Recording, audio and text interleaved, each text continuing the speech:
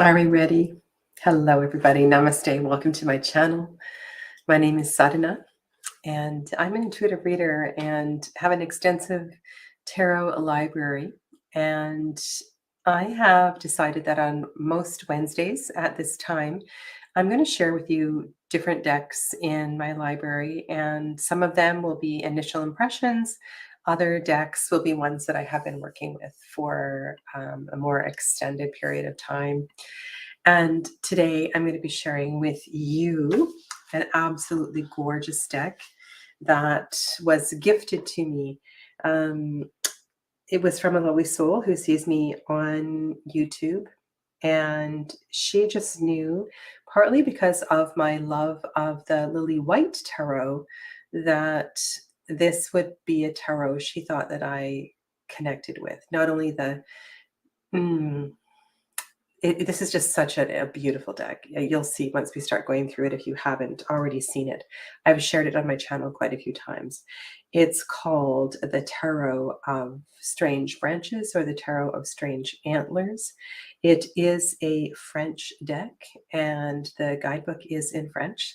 We do have the ability, of course, now to use Google Translate. And so if you don't read French, it's a really simple process just to put the camera on your phone over a page and to read it in whatever language you wish to read it in. So do not let language deter you from enjoying this absolutely gorgeous deck. It is loosely Rider-Waite-Smith based. And I think we'll just get right into the cards, because I have a couple things that I would like to do in the comparison. And I wish I could show you the Google Translate as we go along, but that's not something that I had prepared in advance. Good evening, Tammy Ann, and others that are in the background. Welcome. The artist. So the artist's name is in the description box below. Her name is Alyssa. And I do not know if Rouxalis is one of her surnames or if it is her artistic name. I also put her Instagram page below, and there's a gorgeous self-portrait that looks very much like one of the cards in the deck. I'm just so impressed with her work. I can't say how much I am enjoying using this deck. And if you want to see the deck in action, simply go back to Tuesday's live readings and you can see the deck in action. Okay, so today is not about readings. Today is about looking at the beauty of the artwork. And we're going to go through the majors, and then we'll go through the minors in groups of numbers. And then we'll look at the suits. I'll have a quick look at the suits as far as color go, because this is a color-coded deck, which is really very helpful. Now, this is not a standard-sized tarot deck, and I want to show you that just before we get started here. So it is a little difficult to shuffle. A little bit taller, a little bit wider, and the cards, while they're not cardboardy, they are quite thick. It's a matte finish. These are the backs of the cards, and it's quite a fistful to shuffle. And if you know me, I love to riffle, shuffle. All right, so let's go through the majors, and please feel free to share any of your observations. I just need to decide which way I'm going to do this. I think we'll go like this. Just playing with the light on the table.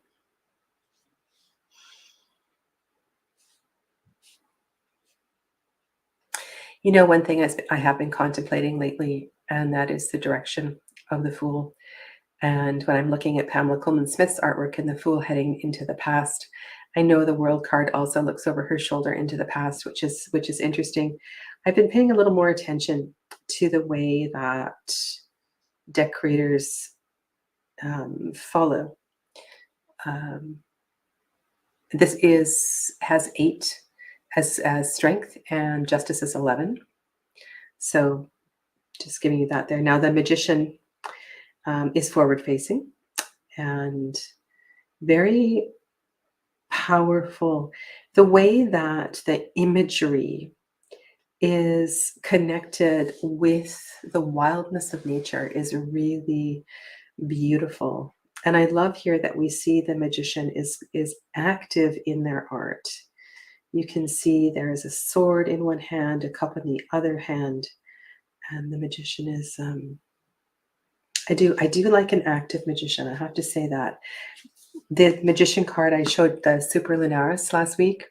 There's something about the magician card in the Superlunaris as well too. You know, I like to see a magician in their craft. In this deck, something that is unique is we do not see a lot of faces. So many faces are hidden. They're hidden in mystery. They're hidden in the unknown. Perhaps they are lost in the abyss. Open to your interpretation, but the High Priestess here, you can see she has her book as instead of her scroll. We do see in this card a little bit more darkness on the left than on the right side, and we have the symbol of the moon. This is a feminine deck. There are no masculine figures in this deck. And also the fourth court card is the goddess of the element. And so we really here do see the power. We see both the receptivity and the strength of feminine nature. Erica, did I say hello to you? Welcome. Thanks for joining.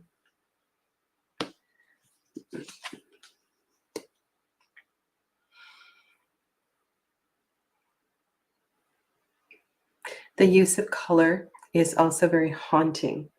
And one of the things that Alyssa says in her introduction is that, actually, it's not an introduction, it's in the biography at the back. She refers to her love of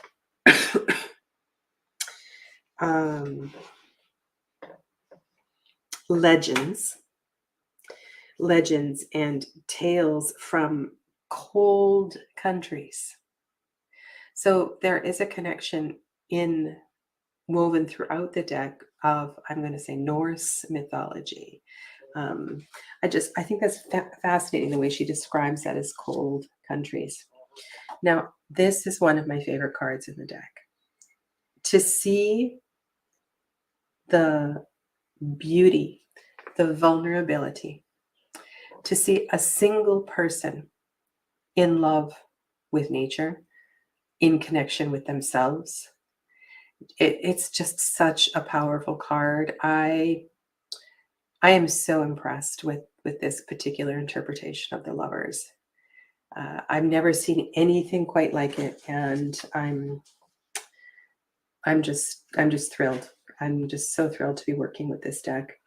Now, this is a really interesting interpretation of the Chariot with the antlers coming, the headdress, that heavy headdress, completely lit up so that the headdress is fully illuminated, which tells me there is a sense of wisdom. I want to say third eye awakening here as well too. This card is often, there's a question of control, relinquishing control, being in control. And just this interpretation is pretty clever, I think.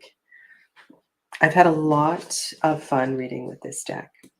Now, I think the Force card, the Strength card, brought some real tears to people's eyes on Tuesday when you just glance at that hand that is in the reflection. And this is a pretty powerful card to sit with, to find one's strength in one's shadow. I'm quite in awe. I would love to do an interview with this deck creator, and I just hope at some point she's able to listen to these reflections and know what an impact this deck has made, not only in the French-speaking world, but in the English-speaking world as well too. It's very easy to read. It's if you like to read intuitively, I think this is really powerful. The use of light in the wheel is really something. And if you think about the mycelium, how the mushrooms, the world, the life below the forest floor is so important. This is a great interpretation for the wheel and the connections of life, the connections of seasons and so forth. And I love the way that she is looking up to God, looking up to the sky, and yet completely connected with the earth below. I think justice is a tricky card in a nature-based deck because nature will bring balance regardless of what humans do. Nature will always win. Nature will always find its way. And there's a lot of peace within the human that is here. I don't believe they're actually touching the sword. The sword is floating above the hand. And then in the background, we are either seeing an eclipse or we're seeing a reflection of sun and moon in the background. Yeah. Hi, Joseph. Namaste, Vulcan. Let me just go to the Justice card and just see if she mentions eclipse or sun and moon, just out of curiosity.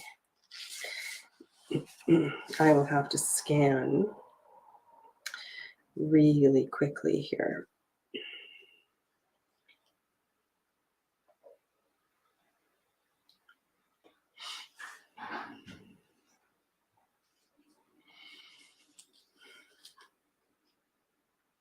No, she doesn't mention the eclipse or the sun moon in the background.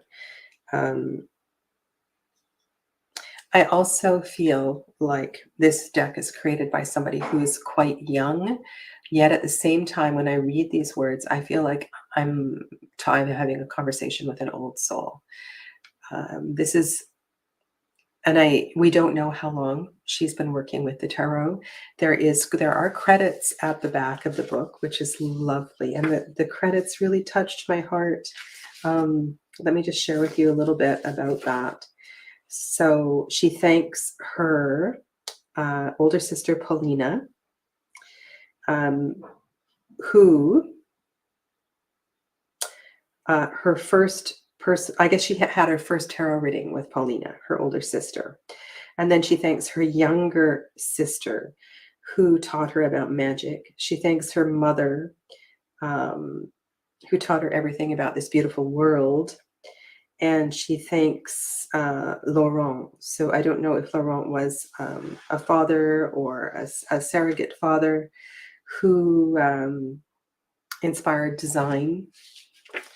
And she thanks her, the love of her life, Jean-Marc. And just the way that she expresses gratitude to all these people is really, really beautiful. Anyway, let's go on. You can see the Hanged Man. And for those of you that read Tarot de Marseille, you know, these names are going to be familiar for the most part. I think the Temperance card is a favorite of many people. The relationship between the little tiny shells and the large hands. I find that quite magical.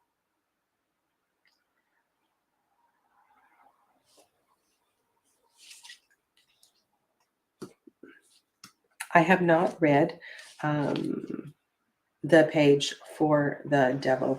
And you know, it's funny, this card reminds me a little bit of the devil in the slow tarot that I know caused quite a bit of consternation in the tarot community. And what I'm seeing here and what I learned from the creator of the slow tarot was that the inspiration for this card is someone who is very content with their life. There is an abundance of food, drink, things. There may also be in this one, there's a mirror. I don't think there's a mirror in the slow tarot.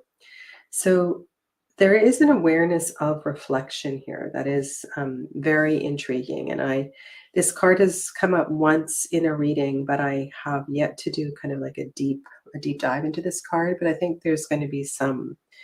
I want to take time to go through and look at all of the subtleness in the background of each of the pictures. The artwork is just really powerful. And I honestly, I like the dark moon. I really do. I feel that sometimes moon cards, well, there's two things I like in moon cards. One is I really appreciate where the sun and the moon card have a conversation with each other. And I like moon cards that show ritual, moon ritual, because that's part of my practice as well too. But there is something here about being in the darkness. And I think a lot of us are a little leery of being in the darkness. And in this deck, we see powerful effects from being in the light, as well as being in the illumination of the moon and being in the illumination of the sun. So really, really beautiful cards. Judgment and the World. Now, this deck has 2 extra cards that have never come up yet in a reading for me, and I have left them in every time I've used this deck, and they still haven't come up. And they are above and below. And so let's just talk about these 2 cards for a moment. The above card, the one that's on the left on O, is a reflection of the intangible elements, so fire and air, or perhaps fire, air, and ether. And there's quite an extensive description of this card in the book. The en bas card is a reflection of the tangible elements, fire and water and earth, perhaps. And so I like that she brought the elemental associations into these cards, but you could see that the focus of these cards or the message of these cards would bring in a grounded message, a message of grounding, or perhaps a message of connecting with divine energy or spirit in another way. So I think there's a lot of ways that these cards could be interpreted in a reading. And but unfortunately, they haven't come up, and I've been reading with this deck for a little while. It's funny how it takes some cards a while to emerge. So I thought we'd look at the cards, all of the aces together, and we'll look at them numerologically, and then we'll look at the color patterns as well too. I'll see, because these are quite big cards. We'll see if we can get them all on the screen here. And I'm sorry, my voice is still healing. So yeah, we can spread them out a little bit. I absolutely love the Ace of Pentacles. And I'm surprised she calls it pentacles and not discs, in a Marseille kind of way. But yeah. So these are your 4 aces. The Ace of Swords has kind of like a crystal ball energy to it. There is a lot of magic in the Ace of Pentacles. I really feel there is also a mention of her sorceress friends as well in the guidebook. And I'm very intrigued with that. And I will definitely spend some more time looking at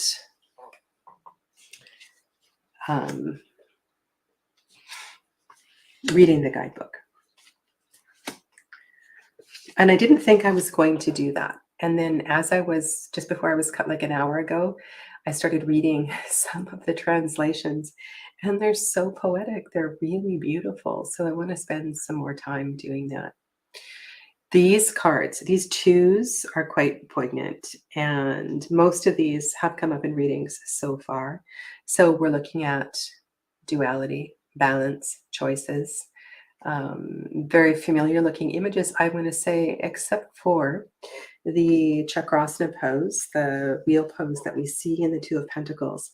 This is a very interesting interpretation, and this came up in a reading on Tuesday, and I'm very intrigued because, this is a heart opening posture. It's a card of, sorry, it's a pose of strength. Requires tremendous strength to fully execute enough so that your heart is indeed open, and you don't have like a flat back. So this, when I'm reading the Suit of Pentacles, I really like to see integration, and I think this card did a really good job here. Miss Alyssa, beautiful card. All right, so threes, growth,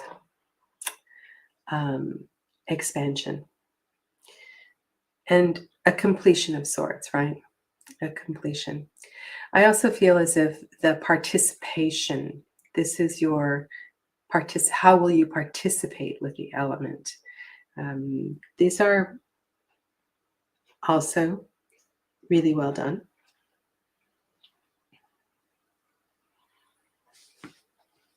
I'm not sure that there's a card that I don't like in this deck. At first, I was a little confused about some of the faceless people. And we do have with some of the cards, we do see gold eyes, yellow eyes. There's a stare that might be uncomfortable for some. And I think that is going to be quite provoking.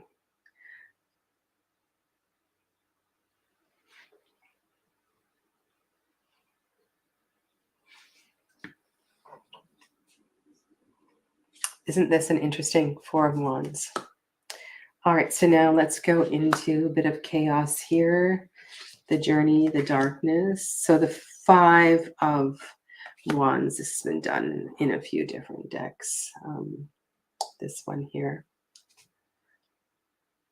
The one that feels a little bit different to me is the Five of Swords. And I did talk about that in a reading extensively on Tuesday, but there's something about all of these broken swords down below. And then we have quite powerfully placed and marked two in a cross position here. And I know some people have thought this was the Two of Swords. And so imagine doing a reading where you had both the two, this is the two, by the way, and the five emerge in a reading together. I am quite intrigued with this interpretation. Or there's lots of different ways. You might read it completely different than I do. Now, sixes in general are happy cards. They're cards of harmony, peace, beauty, joy.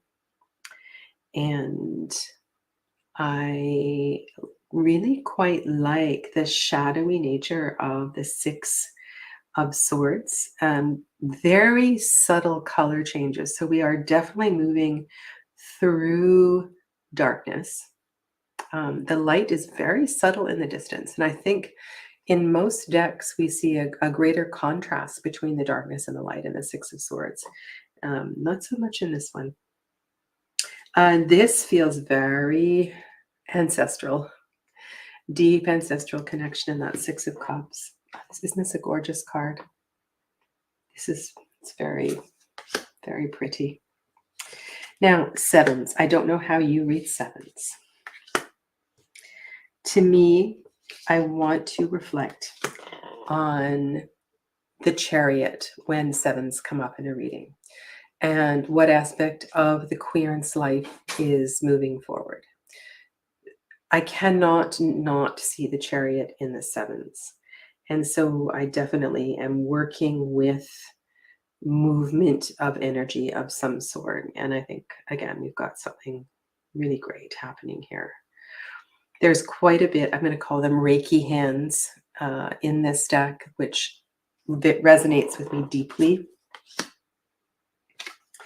As far as eights go, in a deck I'm looking for Uh, so if you think of 8, think of the lemniscate that is over the magician's head. Think of the lemniscate that we see in the strength card. Think of the energy of the internal strength in the strength card, where we saw the woman with the hand in the puddle. So this is a powerful card of transformation. And there's something here that is very poignant with this 8 of swords. And I know sometimes we do see a blood, but I think if we look to the lesson of the thorn and the rose and how they are both an important part of understanding the beauty of the rose, I think this card, which hasn't come up I might have come up once, is going to be one that's going to make this a great deck for me. Okay, 9s. This is so pretty. I feel like it's a fountain of youth. The foxglove card on the right is a bit of an anomaly in this deck, and I'm wondering what the creator's relationship is with foxglove. And when I think of foxglove, I think of digitalis, I think of heart medication. And I can't not see that. And I'm also looking at pollination, bees, I'm looking at reciprocity. So this particular card, I have a lot of personal associations that I want to weave in, and we'll be reading this entirely intuitively. However, the 9s are the third completion, and so I tend to look to that as well too, and see what I can weave in as far as that goes. But the 9 of wands, some people call that the card of the hero, the heroes. I mean, the majors are generally referred to as the fool's journey or the hero's journey, but this to me is the card of the hero, the superhero. And I love this card reminds me a little bit, I think this is the child of the Queen of Swords in this deck. They've been through a lot. They have not had an easy journey. And then here's the 10s. So here's the wheel cards. Now remember, the wheel card had all of the mushrooms on the ground. The figure was looking up to the light. And so these are your cards of coming full circle. Your cards of honoring cycles and completions.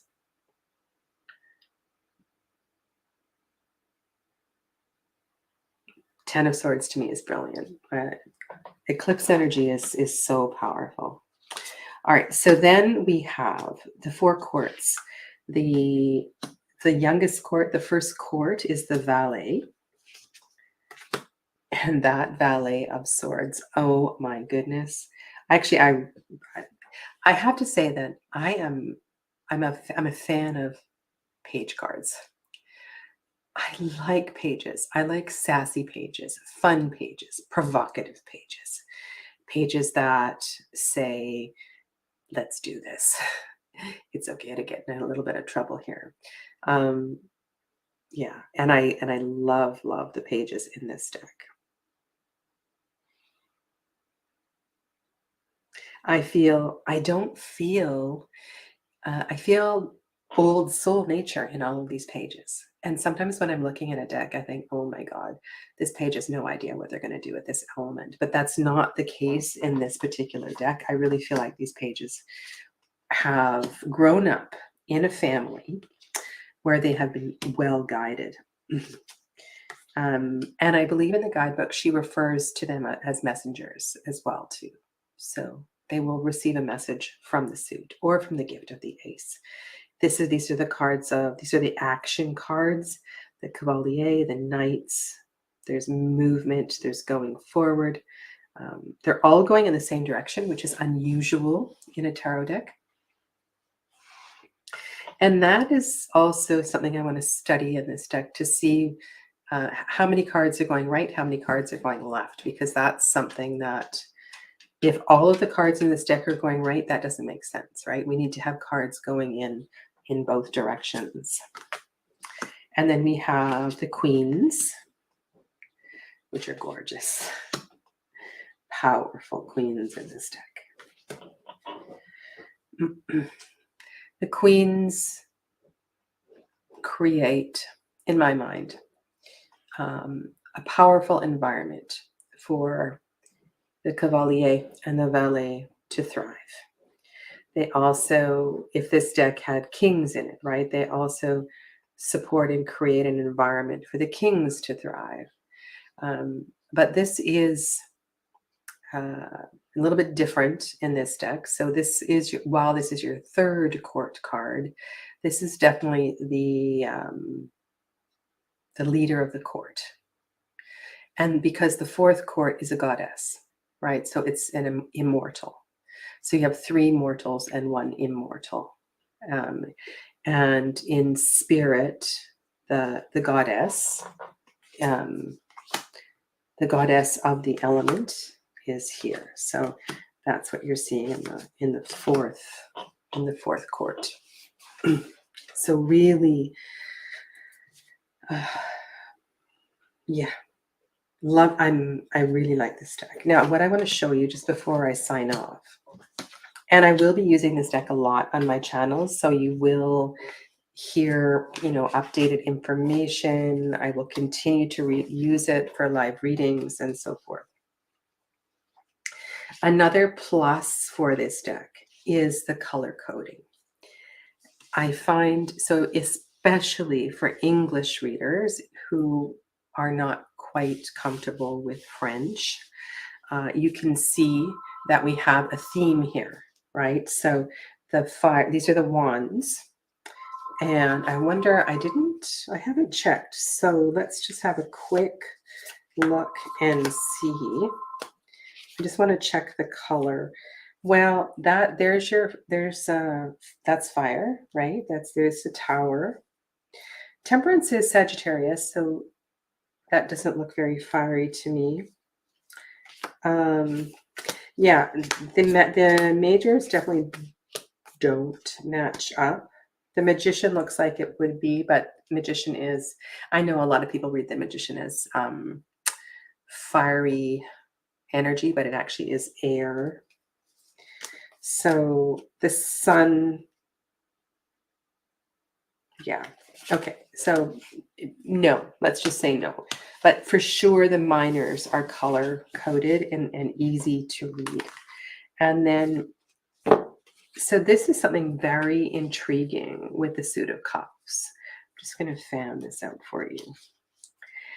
I like the 10 is quite colorful. I like the bravery of a deck that lets the cups be a bit shadowy. And you see, we do have some brightness in the Suit of Water, but it's not all pastel blue, and I think the cups is quite a challenging suit to navigate through. And so this one has more of a dark moon kind of energy. The swords are also quite gray, but they are a different color scheme than the water cards. So you can see here, the water cards kind of have a bluish tinge on the corner. I don't know if you can see that on the camera. And whereas the sword cards are definitely a gray color. I mean, it's subtle, but they are most definitely color coded. And it's primarily in the corner, right? So the corners of the cards, you can see the pentacles all have some more than others, a bit of green in the corner, which makes the deck easy to read with. All right, so of course I'm going to shuffle and I'm going to pull a card, and we'll have a message just to to leave us with here today. And I'm going to show you, because this is sorted, I'm going to make it easier on myself. I'm going to riffle shuffle it in a couple of times in 2 piles. It's a big deck, and it's not broken in enough for me to do a fast overhand shuffle. Okay. I have a second copy of this deck. Friday, I am doing a bit of a celebration, and I will be giving away 3 or 4 things on Friday, as well as I will have a prize for a tarot trivia game. So if you can join live on Friday, and even if you are watching the replay, you'll be able to participate by commenting in the giveaways as well too. You won't be able to win the trivia game, but you will be able to participate in the giveaways. All right. I want to walk into the forest, the waters, the sky, the stars, connecting deeply with the energy of the beings in this deck, and allow you to tell us, help us to deepen our relationship with this deck, to better understand your power.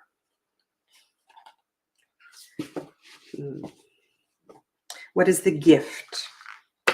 What are your greatest gifts? I think that's what I'm asking here. This deck is also going to be edged at sometime soon. And you know what? I think I'm going to pull 3 cards. Maybe. We'll see. All right. Now this makes a lot of sense. Maybe I'll put the other camera back on. So the first card is the Empress. And more than anything, I feel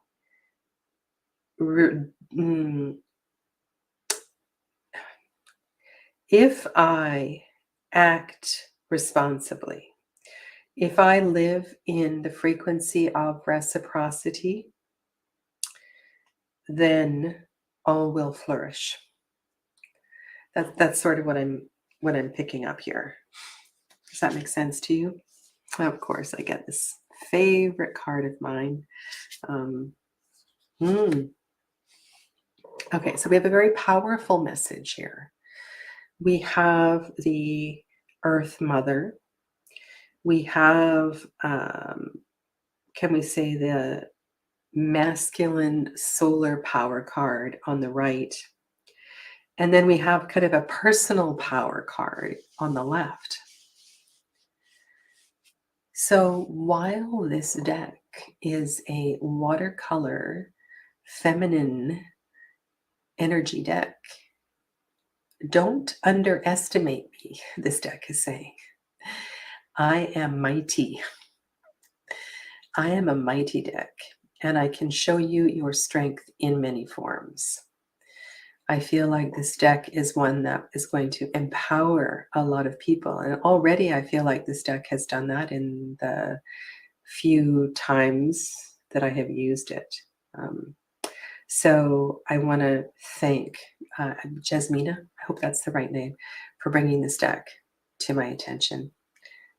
And I can't say enough about it. So let me know in the comments below if you have it, and if you've been working with it, and kind of what your take on it is as well too. And thank you so much for being here for this walkthrough of tarot of the strange antlers or the strange branches. Have a lovely evening, and I will see some of you on Friday. Namaste.